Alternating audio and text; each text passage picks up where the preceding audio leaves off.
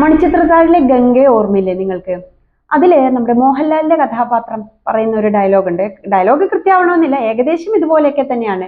പകല് മുഴുവനും നകുലനോടൊപ്പം നടക്കുന്ന ഗംഗ അവൻ പോലും അറിയാതെ പല സാധനങ്ങളും എറിഞ്ഞുടയ്ക്കുന്നു എന്ന്.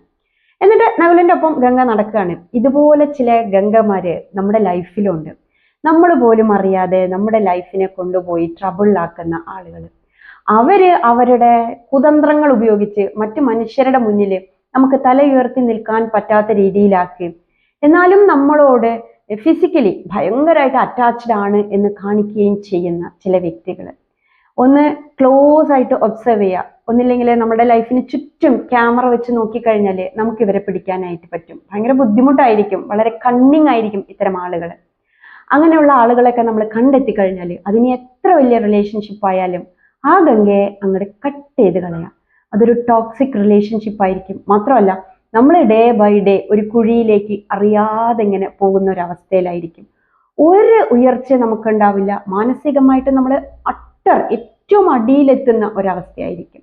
അപ്പൊ അതുകൊണ്ട് അതിന് എത്ര വലിയൊരു ബന്ധമായാലും അറുത്ത് മാറ്റാനായിട്ട് ഒരു മടിയും കാണിക്കരുത്.